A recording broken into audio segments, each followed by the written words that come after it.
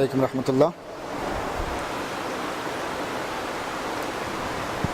அப்போ இந்த மாதிரி சந்தர்ப்பங்களை பார்த்த உடனே உமர் ரலியல்லாஹு கட்டுப்படுத்த முடியலை. தன்னுடைய கோபத்தை வெளிப்படுத்துகிறாங்க. எப்படி வெளிப்படுத்துகிறாங்க? இது போன்ற வார்த்தைகளை கொண்டு, யா ரசூலல்லாஹ், நம் இருவர்களுக்கும் சண்டையிடப்பட்டு அந்த சண்டையில் நாம் கொல்லப்பட்டோம் என்று சொன்னால் நாம் சொர்க்கத்திற்கும் அவர்கள் நரகத்திற்கும் சொல்வது உண்மைதானே?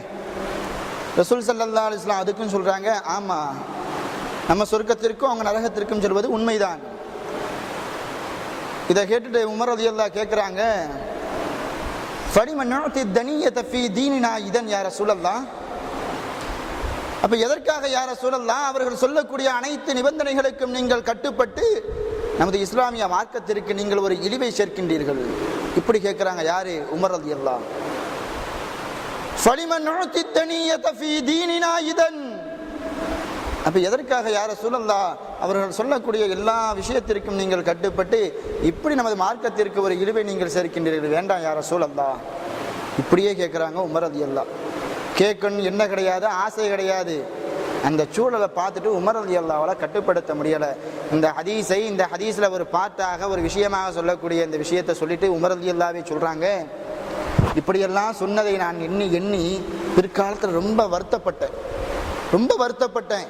அல்லாஹுடைய ரசூல்கிட்ட நம்ம இப்படி பேசிட்டோமே, அல்லாஹுடைய ரசூல் எதை செய்தாலும் அதில் 1000 அர்த்தம் இருக்குமே, எந்த ஒரு அடித்தளம் இல்லாமல் ரசூலுல்லாஹி ஸல்லல்லாஹு அலைஹி வஸல்லம் அவர்கள் செய்ய மாட்டார்களே எந்த ஒன்றையும், இதை நாம் யோசிக்காமல் அல்லாஹுடைய ரசூல்கிட்ட இந்த ஹுதைபியா உடன்படிக்கை அப்படி பேசிட்டோமேன்னு சொல்லிட்டு உமர் ரலியல்லாஹு ரொம்ப வருத்தப்பட்டாங்களாம்.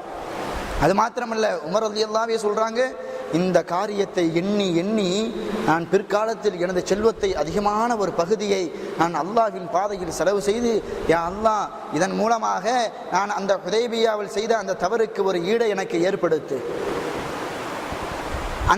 அந்த ஹுதைபியாவில் செய்த நிகழ்ந்த அந்த தவறுக்கு பரிகாரமாக உமர் ரலியல்லாஹு தன்னுடைய செல்வத்தை பிற்காலத்தில் அதிகமான முறையில் அல்லாஹ்வுடைய பாதையில் செலவு செய்து அதற்கு ஈடை ஏற்படுத்தினார்கள் என்பதாக உமர் ரலியல்லாஹுவே சொல்கிறாங்க.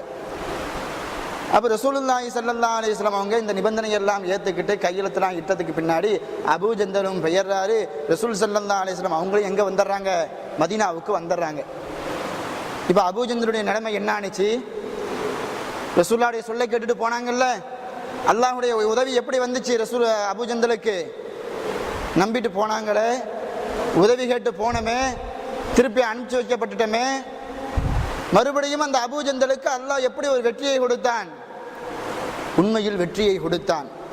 எப்படி வெற்றியை கொடுத்தான்? நாமெல்லாம் ஆச்சரியப்படக்கூடிய அளவிற்கு, இந்த சரித்திரத்தை படிக்கக்கூடியவர்களெல்லாம் ஆச்சரியப்படக்கூடிய அளவிற்கு அந்த அபூஜந்தலுக்கும் ஏனைய மக்கத்து முஸ்லீம்களுக்கும் அல்லாஹ் ஒரு வெற்றியை கொடுத்தான். அந்த வெற்றியை எவ்வாறு அளித்தான் என்பதனை இன்ஷா அல்லாஹ் வரக்கூடிய நாட்களில் அல்லாஹ் நாடினான் என்று சொன்னால் நாம் பார்ப்போம். இதுவரையிலும் நாம் கேட்ட செய்தியை நமது உள்ளத்தில் பதிய வைத்து நமது வாழ்க்கையில் எடுத்து நடப்பதற்கு வல்ல இறைவன் அருள் புரிவானாக. வாஹிர் தாவானான் அல்ஹம்துலில்லாஹி ரப்பில் ஆலமீன். அஸ்ஸலாமு அலைக்கும் வரஹ்மத்துல்லாஹ்.